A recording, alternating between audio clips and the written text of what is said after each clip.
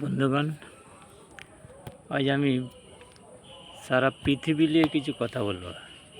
পৃথিবীর যে রাষ্ট্র আছে, যতগুলো রাষ্ট্র আছে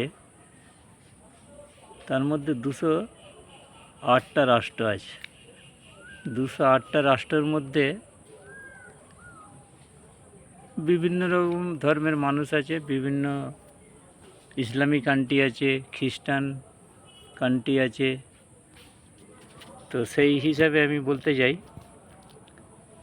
যে উপরওয়ালা সবাইকে, জনগণকে পাঠিয়েছে সারা পৃথিবীতে। সমস্ত রাষ্ট্রপ্রধানদের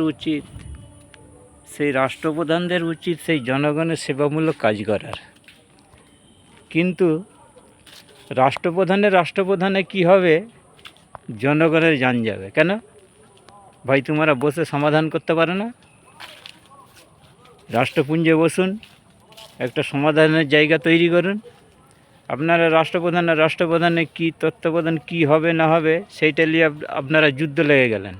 তাতে মরছে কারা? মরছে সাধারণ পাবলিক মরছে। আপনারা তো গদিতে বসে থাকবেন। আজ যেমন ফিলিস্তিনির প্রায় লাখের কাছাকাছি বাচ্চা শিশুকে মারা হয়েছে, মানবতাকে লঙ্ঘন করা হয়েছে। তো এটা কি ঠিক নাকি? আজকে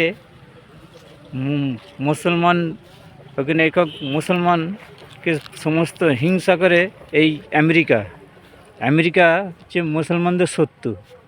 এই আমেরিকাকে সারা পৃথিবী ভয় পায়। কেন ভাই? সারা পৃথিবীর 207টা রাষ্ট্র একজোট হোক, কেন সে গণ্ডগোলের মূল হবে না? সে তো হেড অফ দ্য ওয়ার্ল্ড। আমেরিকাকে সাহায্য করতে পারছে না তোমরা? সমস্ত যত কান্ট্রি আছে বিশ্বের মধ্যে একটা শান্তির বার্তা ছড়িয়ে আনো, যে পৃথিবীতে গণ্ডগোল না হয়, কোনো যুদ্ধ না হয়। এটা একটা রাষ্ট্রপুঞ্জে আপনারা বসে ঠিক করুন। অশান্তি হলে তো সমস্ত জিনিসের দিক দিয়ে অশান্তির দিকে যাবে। তো সেই কারণে বলছি যে আমি বলতে চাই, সমস্যার সমাধান তো হতে পারে। কাকে এই ইসরায়েলকে দমাতে পারছে না। ইসরায়েল যে মানবতা লঙ্ঘন করছে, আমেরিকার মদতে ইসরায়েল লড়ছে। ইসরায়েল তো একটা ছোট দেশ। আর ইসরায়েল যে বলছে যে আতঙ্কবাদী তো ইসরায়েল নিজে। সারা পৃথিবীর লোক জানে না উনি আতঙ্কবাদী বলছে বলে জিতাই হামাস যেইখানেই থাকবে হামাস আতঙ্কবাদী, ওদের ইটাকে মারা হবে। ও তো নিজে আতঙ্কবাদী। ইসরায়েল নিজেকে পৃথিবীতে বলতে ভয় লাগছে, আর অপরেরটা তাদেরকে বলা হচ্ছে আতঙ্কবাদী। এর খেসারত ইসরায়েল আপনাকে নিতে হবে। তো সমঝোতাভাবে চলো। মানবতার যে আইন, সে আইন লঙ্ঘন করে না। বিশ্বের শান্তির বার্তাটা ঠিক বজায় রাখো। শোনো ইসরায়েল, তুমি ভেবো না যে মুসলিম কান্ট্রি চুপ করে বসে থাকবে। আর আমি মুসলিম কান্ট্রিকে বলছি, সমস্ত একজোট হয়ে ইসরায়েলের বিরুদ্ধে কঠোর পদক্ষেপ নাও। ও যদি একটা মিসাইল মারে, আপনারা 1000 মিসাইল মারে, ইসরায়েল বলে নাম না থাকে। সবাই চাই শান্তি। ও সব সময় গণ্ডগোল বেঁধে রাখে পৃথিবী। ইসরায়েল হয়তো 2, 3, 6টা দেশে আক্রমণ করেছে। 6টা দেশে আক্রমণ, সারা পৃথিবী ব্যস্ত থাকে। কেন ভাই? ইসরায়েলের জন্য কেন সারা পৃথিবী ব্যস্ত থাকবে? একটা যুদ্ধ হলে সমস্ত জিনিসপত্রের দাম আগুন হয়ে যাচ্ছে, সাধারণ মানুষের ক্ষতি। এইটা না হয়, এইটা আপনাকে সমস্ত সারা পৃথিবীর যত রাষ্ট্রপ্রধান আছে, এটা ইসরায়েলকে টাইট করা হোক। ইসরায়েল কেন মানবতা লঙ্ঘন করে? আর কী হয়েছে? ও তো উটাইগিরি বলা যেতে পারে। ও তো উড়ে এসে জুড়ে বসেছে। ও তো একদিন ঠাঁই পেয়েছিল না। ঠাঁই তো আরব কান্ট্রিরা দিয়েছিল ওকে। তো যাই হোক, আমার এই ভিডিওটা প্রত্যেক পৃথিবীর যে যতগুলো রাষ্ট্র আছে সেই রাষ্ট্রের ভাষায় বিশ্লেষণ করে এই ভিডিওটাকে আপনারা ছড়িয়ে দেবেন।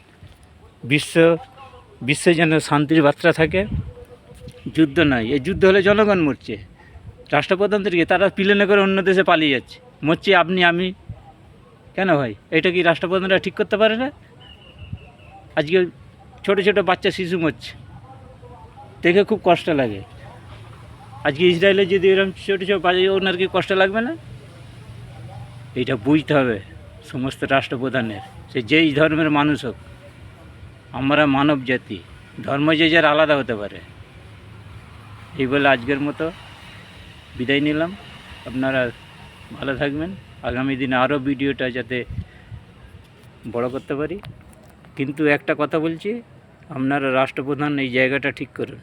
পৃথিবীতে কোনো সমস্যা হলে সমাধান করুন, যুদ্ধ হলে সাধারণ মানুষ মরবে।